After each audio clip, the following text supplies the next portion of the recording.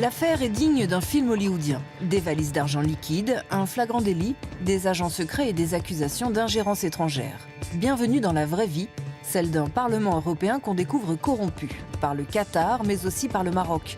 Le royaume chérifien est au cœur de l'enquête menée par la justice belge. Mais qu'attend-il de ses partenaires européens ?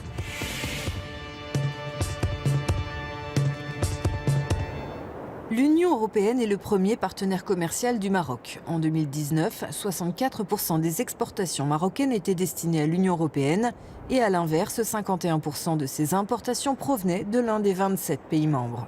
Les relations entre l'Europe et le Maroc sont anciennes, mais elles n'ont fait que se renforcer et se diversifier au cours des 20 dernières années. Le Maroc et l'Union européenne partagent des relations de bon voisinage, les accords d'association depuis les années 60. Le Maroc est le seul pays qui bénéficie dans les États du Sud de statut d'État plus avancé. Le Maroc bénéficie aussi d'une aide économique substantielle de la part de l'Union européenne. En contrepartie, le Maroc collabore d'une manière inconditionnelle et continue sur la question des flux migratoires, sur bien sûr le repatriement des personnes refoulées, mais aussi l'échange surtout d'informations importantes concernant les réseaux djihadistes.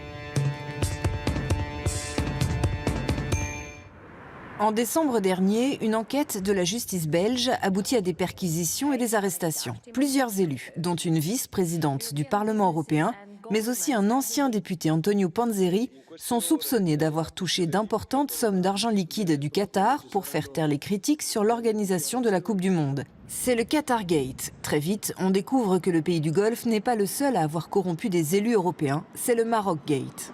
Marocgate, c'est une affaire qu'on a découverte en enquêtant sur le Qatargate, puisque l'ex-député, M. Panzeri, avait donc déclaré aux enquêteurs belges, mais aussi suite à des écoutes téléphoniques, que le Qatar n'était pas le seul responsable de tentatives de corruption et d'influence sur les parlementaires européens, mais le Maroc est aussi impliqué.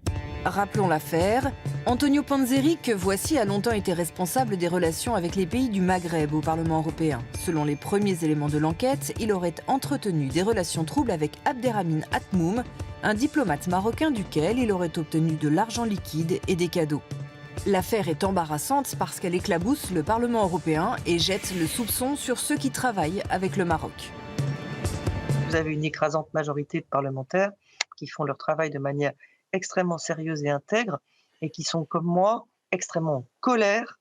Et cette colère est d'autant plus forte s'il était avéré qu'il y ait eu tentative de corruption de certains de mes collègues de la part d'acteurs marocains, que ça porte préjudice à notre volonté à travailler avec le Maroc. Au quotidien, les parlementaires doivent bien sûr discuter avec des pays étrangers. Mais où placer la ligne rouge à ne pas franchir ? À quel moment les discussions se transforment en influence, voire en ingérence, quand on discute avec un acteur qui veut défendre ses intérêts ? Les positions divergent au sein de la délégation pour les relations entre l'Union européenne et le Maghreb. Moi, j'ai jamais ressenti, si vous voulez, de pression de la part des Marocains. Par contre, qui défendent leurs intérêts avec beaucoup de détermination, ça c'est sûr. C'est vrai que la délégation marocaine est particulièrement présente, active, proactive, contacte les députés et avec le recul et l'apparition de ces affaires, de ce scandale et du lien évident avec le Maroc, il est vrai que cette Assemblée, par exemple, n'a pas adopté de résolution d'urgence qui soit critique vis-à-vis du Maroc depuis de nombreuses années.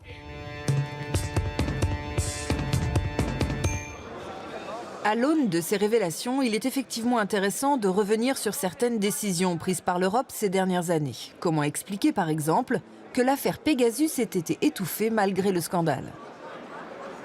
L'affaire Pegasus, c'est l'usage excessif par les autorités marocaines d'un logiciel d'espionnage vendu par Israël à très peu d'États. Le Maroc en a bénéficié et la justice a parlé de 100 000 personnalités qui ont été espionnées, dont bien sûr des personnalités européennes, parlementaires, des ministres, parmi elles même le président français.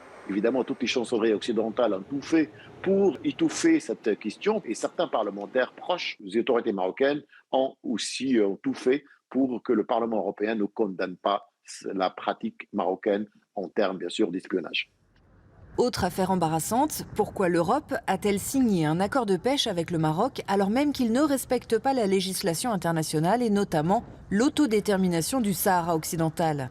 Le Sahara occidental est une ancienne colonie espagnole revendiquée à la fois par le Maroc et par la République arabe sahraoui démocratique. Aujourd'hui, le territoire est occupé aux 2/3 par le Maroc, le reste étant sous le contrôle du Front Polisario qui défend l'existence de la République sahraoui. L'ONU estime que c'est au peuple sahraoui lui-même de dire s'il veut être indépendant. Les autorités marocaines sont contre, elles tentent donc de faire pression auprès de leurs partenaires européens pour qu'ils adoptent leur position. Ce fut notamment le cas lorsqu'il a fallu négocier cet accord de pêche. Les discussions ont été assez dures, assez âpres, notamment parce que cet accord inclut le territoire du Sahara occidental. Or, l'Union européenne s'aligne en principe sur les points de vue internationaux, notamment des Nations unies. Et on sait que dans le cadre de ces travaux, de ces négociations, il y a eu un lobbying intense pour influencer les membres de ce Parlement. Autre sujet délicat, la question du respect des droits humains au Maroc. Longtemps tabou, le sujet a finalement été mis sur la table à la faveur des derniers rebondissements. Omar Hadi, Hajar et Souleymane Ressouni, Taoufik Bouachrine, voilà quelques noms de ceux dont les droits à une justice équitable sont bafoués au Maroc pour leur travail de journaliste. Le temps de l'impunité semble révolu au sein de l'hémicycle strasbourgeois. Mi-janvier, les parlementaires européens ont adopté à une écrasante majorité une résolution condamnant les atteintes à la liberté de la presse au Maroc, en citant notamment le cas d'Omar Hadi, un journaliste indépendant critique à l'égard du pouvoir et condamné à 6 ans de prison. Elle constitue un tournant dans la pratique européenne, du Parlement européen à l'égard d'un État allié, d'un État ami, et à l'égard aussi d'une certaine liberté de la presse. Le Maroc connaît un grand déficit, comme d'autres pays. Jamais auparavant, le Parlement européen a osé franchir ce cap de condamner publiquement et avec quand même presque unanimité le Maroc. Preuve de son caractère inédit, cette résolution a été âprement commentée de l'autre côté de la Méditerranée, par les défenseurs des droits humains qui se réjouissent de ce changement de ton, mais aussi par les parlementaires marocains qui se réjouissent un peu moins. Ils ont dénoncé une tentative d'ingérence dans les affaires intérieures marocaines et préviennent qu'ils vont reconsidérer leurs relations avec le Parlement européen. Il faudra donc observer dans les prochains mois l'évolution ou non de la relation entre le Maroc et l'Union européenne, une relation d'interdépendance qui devrait sans nul doute résister aux soubresauts du scandale de corruption révélé en décembre dernier.